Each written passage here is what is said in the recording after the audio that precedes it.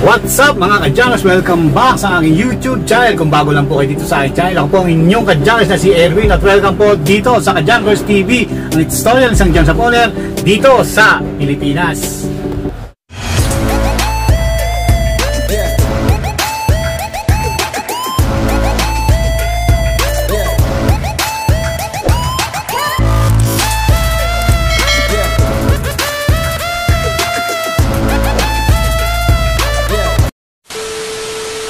And today's video mga ka-Jangers, magandang hapon sa inyo o magandang umaga pala mga ka-Jangers. So ibang araw na to, ang araw ngayon ay Friday, July 25 na po mga ka-Jangers.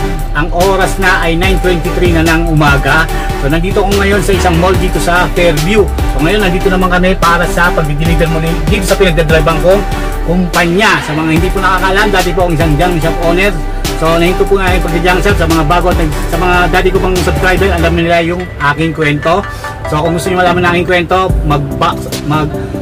panoorin niyo yung mga dati kong video mga ka-Jangers, no? So 4 years na po akong YouTube, no? So yun, may iba naman po tayo, no? Gumawa ko ng video to dahil pagpa-price update tayo ng presyo ng battery scrap doon sa aking nirerektahan. Kasama na dyan yung mga battery plates, tingga at yung maliliit na battery na MCB at industrial battery. Itong video to para sa mga bago at nagsisimula pa lang o gustong pasukin ang paghahanap buhay na pagka-junk shop.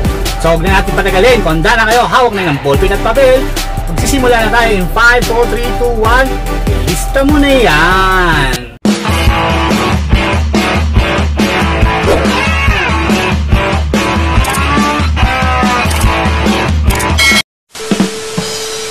So ito mga ka-Jangers, na effective to no July 9. So ngayon, July 25 ngayon. So ito pa rin yung tumatakbong presyo nila dahil wala silang bagong abiso sa akin.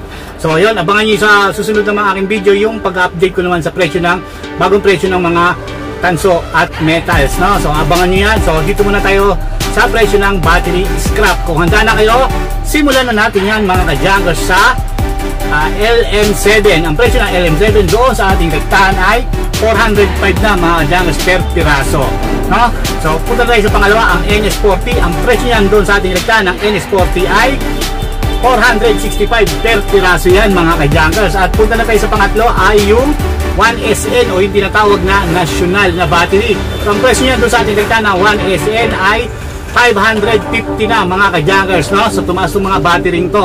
So kaya tuloy-tuloy tayo dahil pupunta na tayo sa 1SM. Siyempre kung may 1SM na national at meron naman tinatawag na 1SM na Manila, no? Ang presyo niyan doon sa ating rektahan ng 1SM ay 645 na mga ka-Jangers per piraso po yan lahat ng aking binabanggit. So punta na tayo sa panglima ay yung 2SM. Ang presyo ng 2SM doon sa ating rektahan ay 770 per piraso. At yung pang-anim natin ay yung 3SM. Siyempre, ang presyo niya sa ating rektahan ng 3SM ay 905 na mga ka-Jangers per kilo. So, mataas.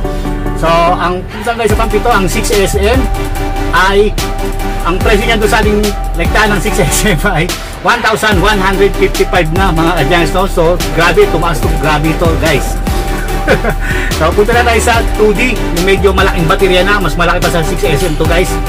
So, ang presyo ng 2D doon sa ating rektahan ay 1,600 na mga ka-Jangers per kilo. So, ang lupit, no? So, yung pang-siyam natin ay yung 4D na ang presyo ay 1,890 pesos per piraso yan mga ka-Jangers, no?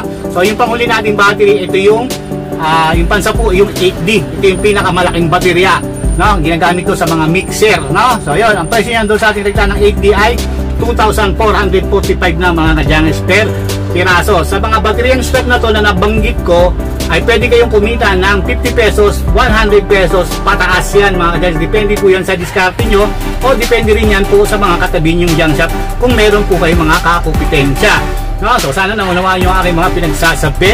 So tuloy-tuloy po tayo dahil pagtapos natin sa mga battery scrap, punta naman tayo sa mga per kilong na scrap mga ka-Jangers, dahil ang kasabayan ng mga bateryang scrap na yan ay yung mga tingga. So sisimulan natin yan. Kung handa na kayo, simulan na natin sa presyo ng tingga. Ang presyo ng tingga doon sa ating rektahan ay 103 na mga ka-Jangers per kilo.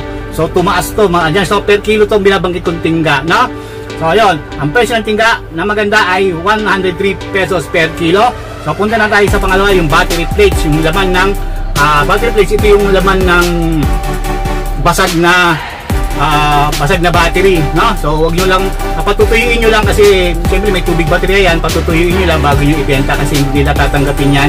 Ewan ko lang sa ibang exporter kung tinatanggap nila yung basa, pero alam ko hindi nila tinatanggap yan, no? So ang presyo ng battery plates doon sa ating rektahan ay 60 pesos per kilo. Hindi na rin yung masama, guys, no?